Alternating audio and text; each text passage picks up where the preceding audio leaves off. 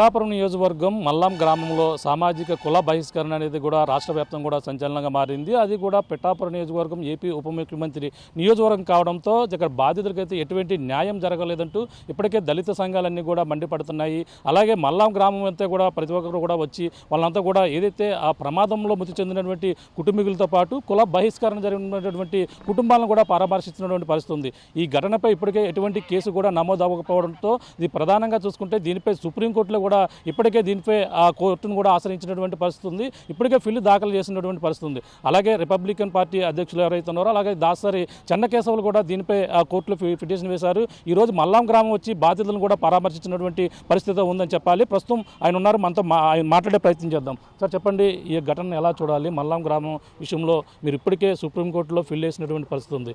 ఏ విధంగా వేశారు? దానిపై ఎటువంటి పూర్వపరాలు మీకు దృష్టికి రావడం జరిగింది? మల్లాం గ్రామంలో గ్రామ బహిష్కరణ జరిగినటువంటి విషయం మీద అధికారులు ఫస్ట్ చేయాల్సినటువంటి ఎఫ్ఐఆర్ కట్టడం. గ్రామ బహిష్కరణ జరిగింది, ఆర్టికల్ నంబర్ 15 వైలేట్ జరిగింది. అంటరానితనం నిర్మూలించకుండా అంటరానితనం జడలొప్పి పారుతుంది కాబట్టి ఎఫ్ఐఆర్ చేయాలి. అంటే ఫస్ట్ ఏం జరిగిందని మీ దృష్టికి రావడం జరిగింది? అక్కడ మా దృష్టికి ఏంటంటే సురేష్ బాబు గారు కరెంట్ షాక్ కొట్టి చనిపోవడం జరిగింది. చనిపోయినటువంటి సురేష్ బాబుని జనరల్గా షెడ్యూల్డ్ కాస్ట్లో ఎలా ఉంటుందంటే, అయ్యా మా వాళ్ళు చనిపోయారు కాబట్టి ఏదైనా డబ్బులు ఇండి ఆ కుటుంబం మతలేదని చెప్పేసి ఎక్కడైతే పని చేస్తానో ఆ యజమాని అడుగుతారు. ఆ యజమాని ఒక 5 లక్షల రూపాయలు డిమాండ్ చేయడం జరిగింది. నేను అంత ఇవ్వలేను, నేను కూడా పేదవాడిని, నేను 2,75,000 ఇస్తామని చెప్పేసి పెద్దల సమక్షంలో ఒప్పుకోవడం జరిగింది. ఒప్పుకున్న తర్వాత 75,000 రూపాయలు స్పాట్లో ఇచ్చారు. 2 లక్షల రూపాయలు రేపిస్తామని, 1 లక్ష రూపాయలు రేపిస్తాం, 1 లక్ష రూపాయలు నెల తర్వాత ఇస్తామని చెప్పి వాళ్ళు చెప్పడం జరిగింది. మా అసలు రోజు ఉదయాన్నే శవాన్ని తీసుకొచ్చుకొని మళ్ళీ దహనం చేసుకోవడం ఆ కార్యక్రమానికి పోయినప్పుడు మిగిలిన 1 లక్ష రూపాయలు అడిగితే మేము ఇవ్వాల్సిన అవసరం లేదు, ఇవ్వము అని చెప్పారు. ఎందుకని అంటే మా కాపు యువత అంతా ఇవ్వద్దని చెప్పారు. మేము ఇచ్చేది ఏంది, మమ్మల్ని కూడా విలేస్తామని ఇస్తే మేము ఇవ్వమని చెప్పేశారు.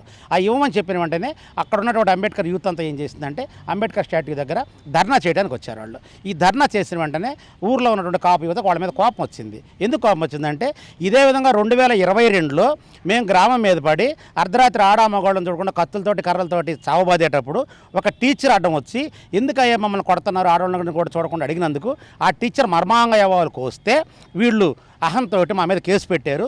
ఆ కేసు ఇప్పటికీ కూడా నడుస్తుంది. ఆ రోజు గవర్నమెంట్ మాది కాదు కాబట్టి మేము గమ్ముకున్నాం. ఈరోజు గవర్నమెంట్ మాది, మా గవర్నమెంట్లో మేము డబ్బులు ఇచ్చేది ఏంది, వాడు పనికి వచ్చాడు చచ్చిపోయాడు, పడేసుకోండి లేదా మానుకోండి, మేము రూపాయి ఇచ్చే పని లేదు, దిక్కున్నవాడితో చెప్పుకోండి అంటూ వాళ్ళు ధర్నా చేసేటటువంటి సమయంలో గ్రామంలోకి టీ తాగడానికి లేదా చిల్లర కొట్టుకెళ్ళినటువంటి వాళ్ళు బయటకు వచ్చి, అయ్యా మాకు టీ ఇవ్వరంట, మన చిల్లర సరుకు కూడా అమ్మరంట, మనల్ని బహిష్కరించారని చెప్పేసి ధర్నా చేసే యువతకు చెప్పడం. ఉన్న పళ్ళంగా ధర్నా చేసే యువతలో కొంతమంది అక్కడికి వెళ్ళి, ఏమయ్యా టీ ఇస్తారా ఇరా, ఇవ్వము, దాన్ని రికార్డ్ చేయడం, చిల్లర కొట్ల సరుకులు ఇస్తారా ఇవ్వరా, ఇయ్యము, ఎందుకు ఎవరు, పలానా వ్యక్తి చెప్పాడు మాకు ఇవ్వద్దని, పలానా వాళ్ళు మాకు హుకుం జారీ చేశారు, మీ మాలపల్లిని గ్రామం నుంచి బహిష్కరించాము, మీరు లేస్తే ధర్నాలు చేస్తున్నారు, మేము తంతే తన్నించుకోవాలి, కొట్టితే కొట్టించుకోవాలి, చంపితే చంపించుకోవాలి, కానీ మీరు ధర్నాలు గట్రా చేయకూడదు, ఎందుకంటే గవర్నమెంట్ మాది, మా పవన్ కళ్యాణ్ ఉప ముఖ్యమంత్రి కాబట్టి మీరు దిక్కునోడు చెప్పుకోండి అంటూ వాళ్ళు అక్కడ వాళ్ళని హుకుం జారీ చేయడం జరిగింది. వెంటనే వాళ్ళు ఇక్కడ ఉన్నటువంటి ధర్నా చేస్తున్న యువతకు చెప్పడము, వాళ్ళు వెంటనే సోషల్ మీడియా ద్వారా మీడియాకు తెలియజేయడము, సోషల్ మీడియా కూడా రావడము, ఎన్టీవీ లాంటి మీడియా రావడము, మీడియాలో ఒక్కసారిగా రాష్ట్రం మొత్తం గగ్గోలు పెట్టడం, వెలివేత జరిగిందని చెప్పేసి ఆ గగ్గోలు సందర్భంగా ఆర్డీఓ గారు అక్కడికి రావడం జరిగింది. ఆర్డీఓ గారు వచ్చే నేపథ్యంలో ఈ యువత పోయి, అంబేద్కర్ యువత పోయి మా గ్రామాన్ని బహిష్కరించారు పలానా వ్యక్తులు కాబట్టి వాళ్ళ మీద చర్య తీసుకోండి అని చెప్పి పోలీస్ స్టేషన్లో కంప్లైంట్ ఇచ్చే ప్రయత్నం చేస్తే పోలీసు వారు ఇచ్చిన మాట ఏంటంటే, మీ గ్రామానికి ఆర్డీఓ గారు వస్తున్నారు, ఆర్డీఓ గారి దగ్గర మేము కూడా వస్తాము, అక్కడే తీసుకుంటాము, ఇక్కడ మీ పిటిషన్ తీసుకోము సస్యమరా అని చెప్పేసి అక్కడ నుండి పోలీస్ ఆఫీసర్ చెప్పడం జరిగింది. అంటే పోలీసులు పిటిషన్ తీసుకోవడానికి కూడా నిరాకరించిన సంఘటన. వెంటనే ఆర్డీఓ గారు వచ్చారు. ఆర్డీఓ గారు వచ్చి కుల బహిష్కరణ అనేది నేరము, వాళ్ళందరినీ జైలుకి పంపిస్తానన్నారు. చిల్లర కోట్ల దగ్గరికి వెళ్ళారు, ఎంక్వైరీ చేశారు, వాళ్ళ దగ్గర స్టేట్మెంట్లు తీసుకున్నారు, ఎవరెవరు హుకుం జారీ చేశారు వాళ్ళందరూ పేర్లు రాయించుకొని వాళ్ళ సంతకాలు పెట్టుకొని రేపు ఉదయాన్నే వచ్చి వాళ్ళని జైల్లో పెట్టి లోపలేయించే బాధ్యత నాది అంటూ కలెక్టర్ గారి దగ్గర ఫైల్ పట్టుకొని కలెక్టర్ గారి దగ్గరికి వెళ్ళారు. గోడ కొట్టిన బంతిలాగా మరుసటి రోజు వచ్చారు. ఎట్లా వచ్చారు, వీళ్ళు ఎవరి మీద అయితే కంప్లైంట్ చెప్పారో, ఎవరైతే వాళ్ళని బహిష్కరణ చేశారో ఆ పెద్ద మనుషులను తీసుకొని వచ్చి, అబ్బాయి ఈ ఊర్లో మీరు ఉండాలి అంటే, మీరు పనులకు వెళ్ళాలి అన్నా, మీకు కూలి రావాలన్నా, మీరు బతకాలన్నా వాళ్ళు మీరు కలిసి ఉండాలి, ఇలా కొట్టుకుంటే తప్పదు, కాబట్టి కేసులు లేదు ఏమీ లేదు, ఇక మిమ్మల్ని కుల బహిష్కరణ చేయరు, ఈసారి జరిగిపోయింది, ఇకన జరగకుండా చూసుకునే పూచి మాది, దీన్ని సోషల్ మీడియాలో కానీ పై అధికారులకు కానీ తెలియచేయకుండా ఉండే బాధ్యత మీది, కాబట్టి 5 మీరు 5 వాళ్ళతో కూడుకున్న శాంతి కమిటీ వేస్తున్నాము, ఇక ఈ విషయాన్ని ఇంతటితో మర్చిపోండి, ప్రపంచానికి తెలియకూడదు, ఇక్కడ ఏం జరిగిందో ఎవరికి చెప్పకూడదు, కుల బహిష్కరణ జరిగిన సంగతి ఎవరికి చెప్పకూడదు, దీని మీద ఎటువంటి చర్యలు లేవు అని పెదరాయుడు పంచాయతీ చేసి ఇద్దరు వెళ్ళిపోయారు. వాళ్ళు కమిటీ వేశారు, శాంతియుత కమిటీ వేశారు, గ్రామంలో ఎటువంటి సమస్య లేదు అని చెప్పేసి ప్రధానంగా చెప్పుకొస్తున్నారు. ఇప్పుడు అందులో ఎటువంటి గ్రామంలో అందరూ కూడా కలిసిమెలిసి జీవిస్తున్నారు అనేది, ఒకరికొకరు పనులు చెప్పుకోవడం ఇటువంటి జరుగుతున్నాయి కాబట్టి ఈ సమస్య కాబట్టితో సాల్వ్ అయిపోయిందని గ్రామస్తులు కూడా చెప్పుకొస్తున్న పరిస్థితి ఎలా చూడాలి? గ్రామంలో సమస్య సాల్వ్ అయితే అయి ఉండొచ్చు. కుల బహిష్కరణ చేయడం నేరం. ఈ కుల బహిష్కరణ జరిగిన దాని మీద జిల్లా కలెక్టర్గా ఆయన రాజ్యాంగాన్ని కాపాడే వ్యక్తిగా ఒక ఫస్ట్ క్లాస్ మ్యాజిస్ట్రేట్గా ఇమీడియట్గా ఎఫ్ఐఆర్ కట్టిన తర్వాత ఇరు వర్గాల్ని పిలిచి పంచాయతీ చేయడం తప్పు కాదు, ఎందుకంటే శాంతియుత వాతావరణం ఏర్పడాలి కాబట్టి. ఆ పని చేయకుండా ఎఫ్ఐఆర్ నమోదు చేయకుండా కులదోషణ జరిగిన వాళ్ళకి పనిష్మెంట్ కానీ కనీసం వాళ్ళ దగ్గర సంజాయిషి కూడా తీసుకోకుండా దాన్ని దాచిపెట్టి రాజ్యాంగాన్ని తొంగలోకి తొక్కటమే.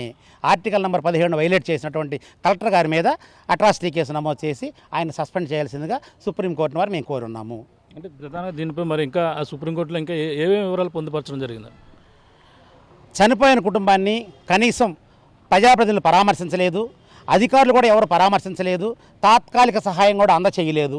కాబట్టి ఒక ఎస్సీ కుటుంబం చనిపోయింది కాబట్టి ఎస్సీ కుటుంబంగానే చూసి వాళ్ళు అంటరాని వాళ్ళుగా చూసి అధికారులు కానీ ప్రజాప్రతినిధులు కానీ ఎవరూ రాలేదు కాబట్టి ఇది అట్రాసిటీ చట్టం కిందకే వస్తుంది. సో ఆర్టికల్ నెంబర్ 17ను వైలేట్ చేయడం అవుతుంది.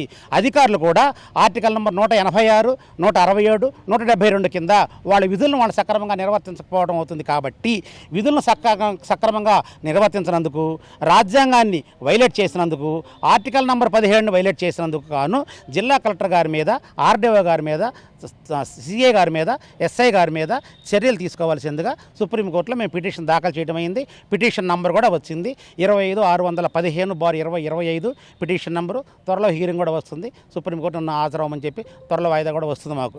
అదేవిధంగా పవన్ కళ్యాణ్ గారు ప్రజాప్రతినిధి అయ్యుండి అక్కడ చుట్టుపక్కల ఎక్కడ చనిపోయిన రాష్ట్రంలో ఆయన వెళ్ళి 50 లక్షలు, 25 లక్షలు, 10 లక్షలు అప్పలంగా ఇచ్చొస్తూ ఉన్నాడు.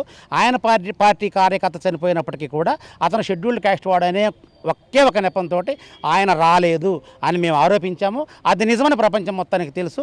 కాబట్టి పవన్ కళ్యాణ్ గారిని ఉప ముఖ్యమంత్రి పదవి నుంచి తొలగించాలి. అదేవిధంగా శాసనసభ్యత్వానికి డిస్క్వాలిఫై చేయాలి. అక్కడ తిరిగి ఎన్నికయ్యి ప్రజాప్రతినిధులని ఎలా ఉండాలి అంటే అటువంటి ప్రజాప్రతినిధి ఎన్నుకునే విధంగా చర్యలు తీసుకోవాలని సుప్రీంకోర్టును కోరడం జరిగింది. అంటే ప్రధానంగా ఇది పవన్ కళ్యాణ్ నియోజకవర్గం కాబట్టి కావాలని ఉద్దేశపూర్వకంగా ఇక్కడంతా రాదాంతం చేస్తున్నారు, అక్కడ ఏమీ లేదని కూడా చెప్పుకొస్తున్నారు. దాన్ని ఎలా చూడాలంటారు? ఇది పిఠాపురం నియోజకవర్గం అండి. పవన్ కళ్యాణ్దో వాళ్ళ తాతదో వాళ్ళ బాబుదో అయితే కాదండి. ఇది పిఠాపురం నియోజకవర్గం. పిఠాపురం నియోజకవర్గంలో 2,21,000 మంది ఓటర్లు ఉన్నారు.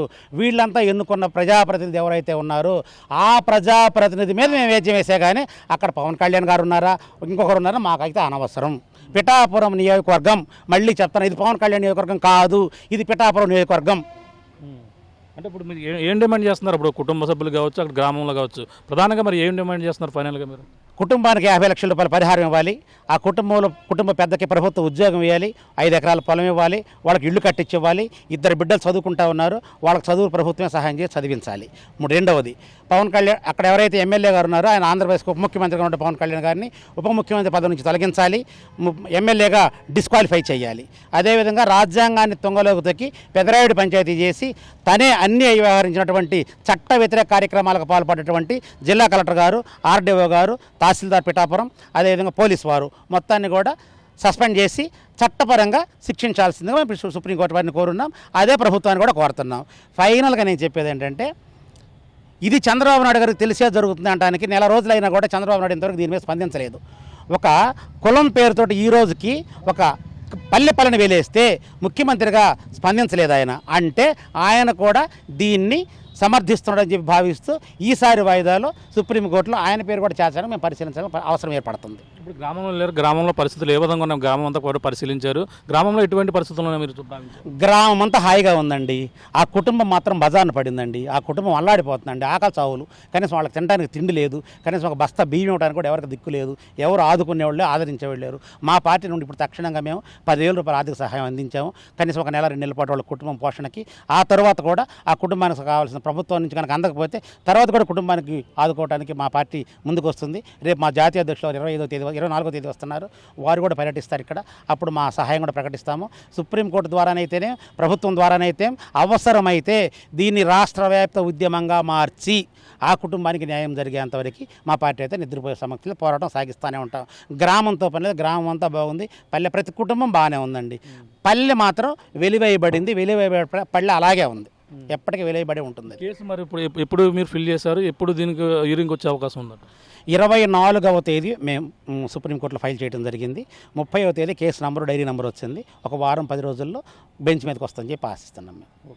Thank you. చూస్తున్నా ఇది ఆ పరిస్థితి. ప్రధానంగా ఏదైతే మల్లాం ఘటనలపై అయితే ఇప్పటికే ఆ మొత్తం దళిత సంఘాలన్నీ కూడా తీవ్రంగా మండిపడడం కాకుండా దీనిపై కోర్టును కూడా ఆశ్రయించారు. అలాగే రిపబ్లికన్ పార్టీకి సంబంధించినటువంటి అధ్యక్షులు ఎవరైతే ఉన్నారో అలాగే దాసరి చెన్నకేశ్వర గారు కూడా దీనిపై కోర్టులో సుప్రీంకోర్టులో ఫీల్ చేశారు. దీనికి సంబంధించిన మొత్తం అన్ని కూడా ఆ నెంబర్ కూడా వచ్చినటువంటి పరిస్థితి ఉంది. ఈ నేపథ్యంలోనే ఏది ఏమైనా ఇక్కడ జరిగినటువంటి సంఘటనపై అధికారులు కావచ్చు, అలాగే ప్రజాప్రతినిధులు కావచ్చు, ఎవరు కూడా పూర్తిగా స్పందించలేదు. ఇక్కడ దళితులని ఈ విధంగా వెలివేసిన నేపథ్యంలోనే ఎవరు కూడా వాళ్ళ కుటుంబానికి ఎవరు కూడా అండగా కూడా నిలలేదని కూడా వీళ్ళందరూ కూడా ఆరోపిస్తున్నారు. ఏదేమైనా దీనిపై అక్కడ పెదరాడి పంచాయతీ కింద గ్రామంలో కమిటీ వేసి తూతూ మంత్రంగా ఒక శాంతియుత కమిటీతో కేవలం అక్కడ మొత్తం చల్లార్చే ప్రయత్నం చేశారు తప్ప ఎవరైతే వెలివేత గురైన వారికి న్యాయం జరగలేదు, వాళ్ళపై చేసిన వారిపై కూడా చర్యలు తీసుకోలేదంటూ కూడా మండిపడుతున్నారు. దీనికి సంబంధించిన జిల్లా కలెక్టర్తో పాటు అలాగే నియోజకవర్గ ఎమ్మెల్యే ఎవరైతే ఉన్నారో ఎమ్మెల్యేపై కూడా చర్యలు తీసుకోవాలంటూ ప్రధానంగా కోరుతున్నారు. ఏదేమైనా కుటుంబానికి న్యాయం జరిగే వరకు దళితులపై ఎవరైతే కుల బహిష్కరణ చేసే వారిపై శిక్ష పడే వరకు కూడా మేమంతా కూడా పోరాడుతామంటూ అలాగే దళిత సంఘాల నాయకులందరూ కూడా చెప్తున్నారు. అలాగే ఈ రోజు అయితే మల్లాం గ్రామం కూడా వచ్చి ఎవరైతే రిపబ్లికన్ పార్టీకి సంబంధించిన నాయకులందరూ కూడా కలిసి వాళ్ళందరూ కూడా అండగా ఉండి మద్దతు తెలుపుతున్నటువంటి పరిస్థితి ప్రధానంగా ఉందని చెప్పాలి. ఇది ఇక్కడ ఉన్న తాజా పరిస్థితి. కెమెరా అనిల్తో ప్రకాష్, RTV, పిఠాపురం నుంచి. ఇండియా పాకిస్తాన్ ఉద్రిక్తతలపై లేటెస్ట్ అప్డేట్స్ కోసం డౌన్లోడ్ చేసుకోండి RTV లైవ్ యాప్.